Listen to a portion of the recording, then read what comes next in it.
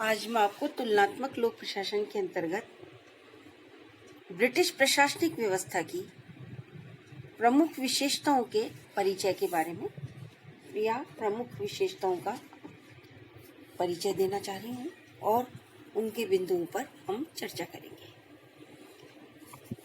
प्रत्येक देश की राजनीतिक परिस्थितियाँ, सामाजिक मान्यताएं, सांस्कृतिक परंपराएं, धार्मिक विश्वास और कानूनी स्थितियाँ भिन्न भिन्न होती है। इसी कारण किसी एक देश की प्रशासनिक व्यवस्था अन्य देशों से भिन्न पाई जाती है। यही कारण है कि किसी एक देश की प्रशासनिक संस्थाओं की सफलता दूसरे देशों में भी उतनी सफलता से हो, यह अनिवार्य नहीं है। देश की राजनीतिक रूपरचना वहाँ के प्रशासन के स्वरूप को निर्धारित करती है। अतः प्रत्येक देश में लोक प्रशासन के संगठन और कार्यकरण की अपनी कुछ विशेषताएं स्वतः बन जाती है। इसी संदर्भ में ब्रिटिश प्रशासनिक व्यवस्था के राजनीतिक, सामाजिक, सांस्कृतिक, संवैधानिक जो पर्यावरण है उसका संक्षिप्त परिचय देना चाहूंगी।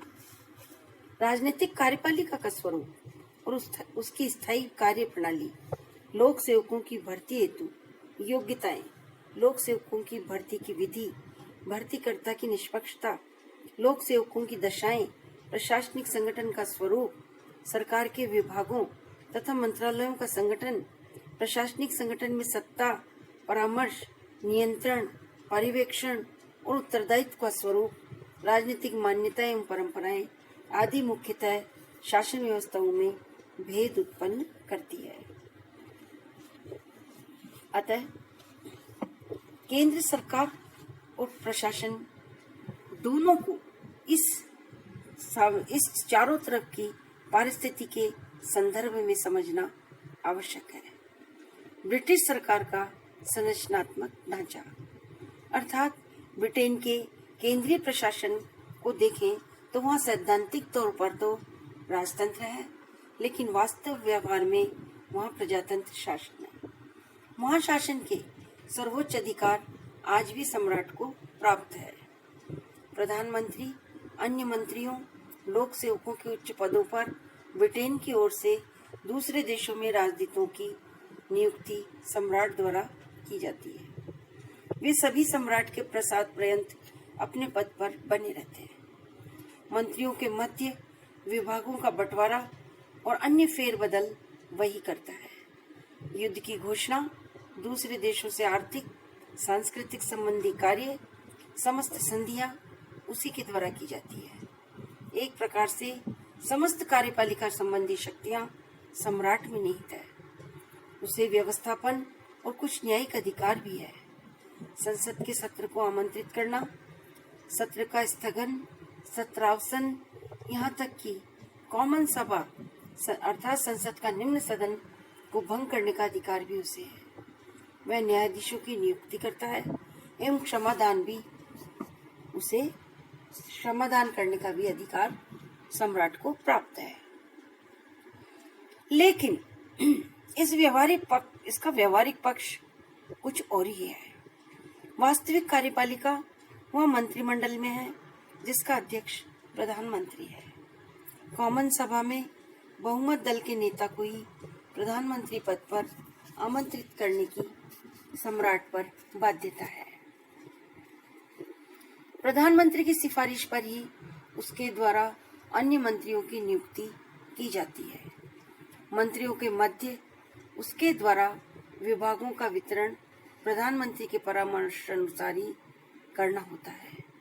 प्रधानमंत्री एवं अन्य मंत्री तब तक अपने पद पर बने रहते हैं जब तक कि उन्हें कॉमन सभा अर्थात निम्न सदन का विश्वास प्राप्त हो।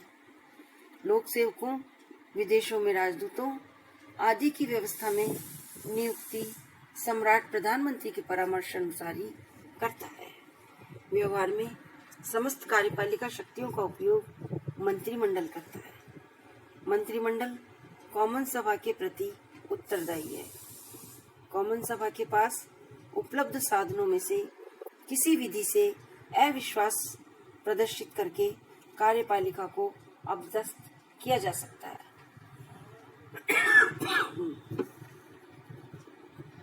इस प्रकार वहां उत्तरदायी शासन का विकास किया गया। बाहर से राजतंत्रात्मक दिखने वाली ये व्यवस्था व्यवहार में पूर्णतया प्रजातांत्रिक मूल्यों पर आधारित है।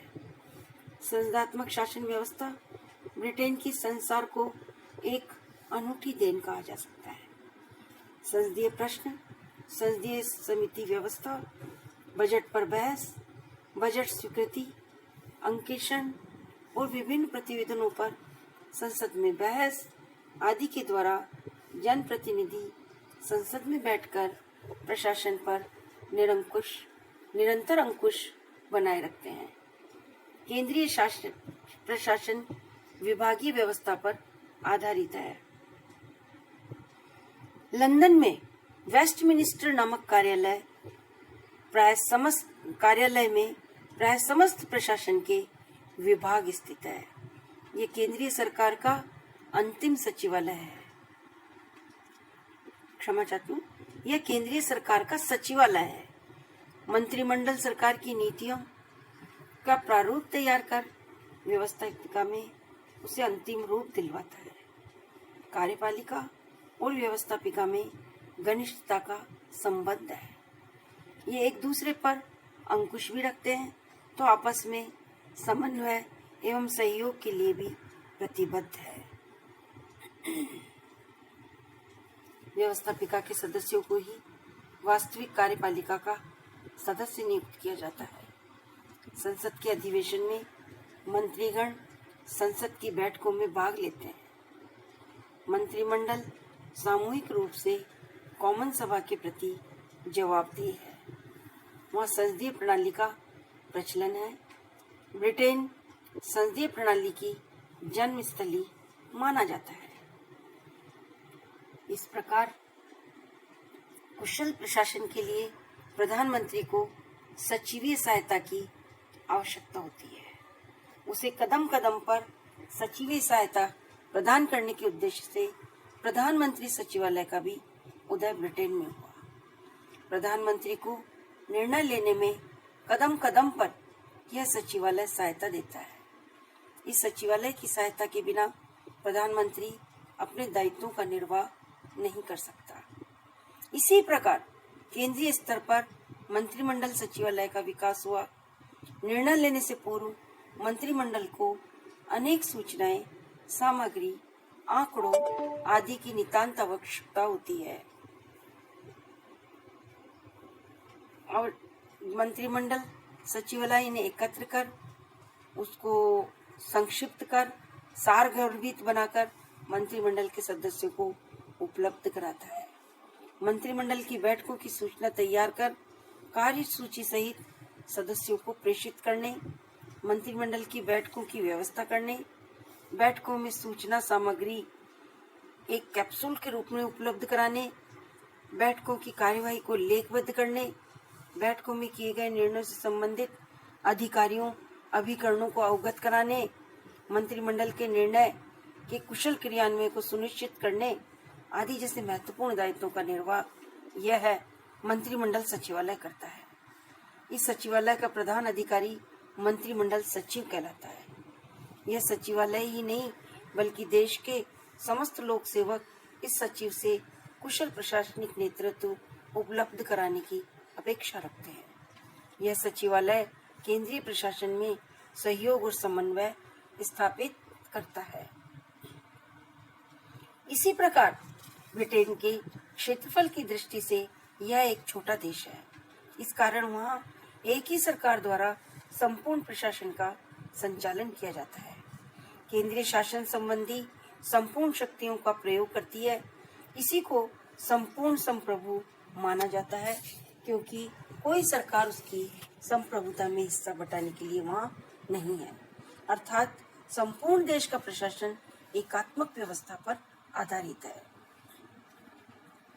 प्रशासनिक सुविधा की दृष्टि से ग्रामीण और नगरीय स्थानीय संस्थाओं का विकास किया गया है, लेकिन स्थानीय संस्थाएं केंद्रीय सरकार के अधिनियम द्वारा निर्मित है। तथा अधिनियम ही उनकी शक्तियों का मूल स्रोत है। अधिनियम के तहत सरकार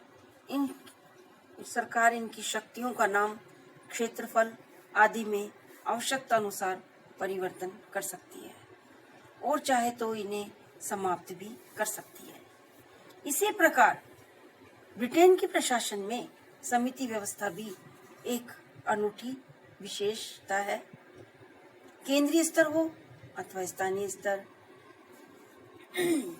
प्रशासकों ने प्रशासन में कुशलता, प्रभावीपन, विशेषज्ञता का लाभ उठाने आदि दृष्टिकोणों से संपूर्ण प्रशासन में अनेक समितियों का गठन कर रखा है। वहाँ कुछ समितियां स्थायी प्रकृति की है तो अनेक समितियों का गठन अस्थायी या तदर्थ आधार पर कर लिया जाता है।